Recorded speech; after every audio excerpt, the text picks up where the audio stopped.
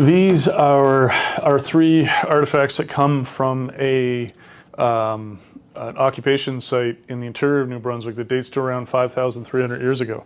So this was, when I mentioned that whole great hiatus and the fact that the archaeologists were inferring that because they didn't know the types of, they didn't recognize artifacts from this time period, they were inferring that nobody was there.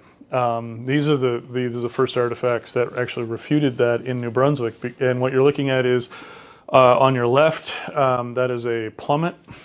So typically thought of as being a line weight or a form of a casting net weight. In the middle, you have an equatorially grooved cobble, which is likely to be a weight for the bottom of a gill net or a drift net. And then on your right is actually a large flake of a material that it's in there because the material was actually, when we found that, there's a large amount of that material on the site. And in walking around the entire lake that these had come from, we actually found an outcrop of that material where they were actually harvesting the material locally. Now that material has been found throughout all throughout southwestern New Brunswick, and so what it suggests is, obviously, you talk about whether there's some specialization, whether there's some general activities that people were doing. Certainly, the folks on the small lake were part of a larger exchange network of this material. The material on my right, what was it used for? So it's used for pretty much any. We have a number of tools. So you have knives made out of it.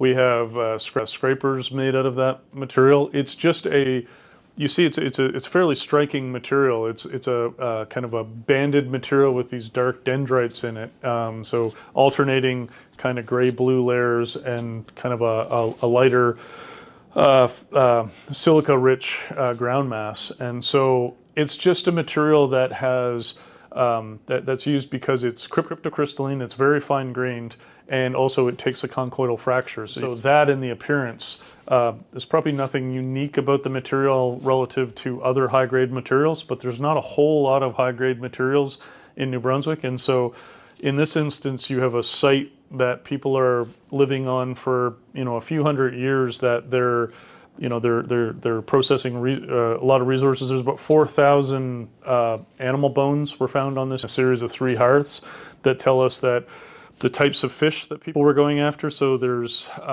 brook trout, yellow sucker, there's salmon that are being taken at the site. But then and so you can infer whether they're being taken directly by a line or something like a gill net. We have fur bearers, so there's fisher, there's likely to be marten, there are porcupine being taken on the site, deer. There's all these animals that people are subsiding on there. There's also blueberries that were carbonized blueberries that were found. And so you get a sense that, obviously people are harvesting in the immediate area, and so hunting and the general stuff that and trapping likely, because again, some of these fleet-footed fur bearers, even nowadays, people don't hunt them with firearms. But this particular rock was one that could be cracked and would be sharp for a scraper or other purposes. Well, that's right, and that's the other important part of this is people are in the course of surveying the area around there had found this really high-grade material and were able to actually then to see that it was a resource not just for them, but also a resource that had some wider appeal and could be used likely to be exchanged for other goods or services. So.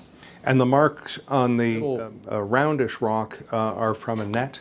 Yeah, no, they're actually, it's pecked to actually create those. So it's a round rock that is hard to get any purchase on with twine or with hemp or whatever is being used for the cordage that would have constituted the net. And so they actually intentionally make that rough surface and then those indentations.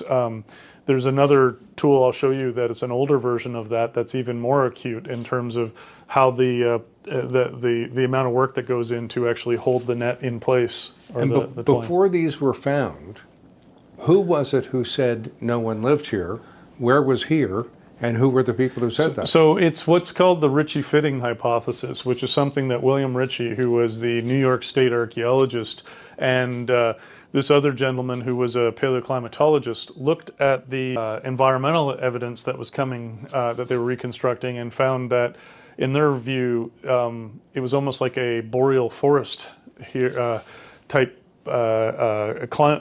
environment here during what we refer to as the Archaic period, and that boreal forests typically have very low carrying capacities, 1 person per square kilometer, and so inferring that change might have meant that there was nobody here. And now William Ritchie's aspect of that was important is he had the chronology for New York State, where he recognized certain tool types that people were using during this period, and they were absent from the rest of the Northeast, and so he was inferring that people were absent from the rest of the Northeast. Well, in fact, people were present in huge numbers, and we find nowadays almost as many archaic sites as we find any other time period, but they were using different tools, and they were tools that were adapted likely specifically to the type of environment they were living in.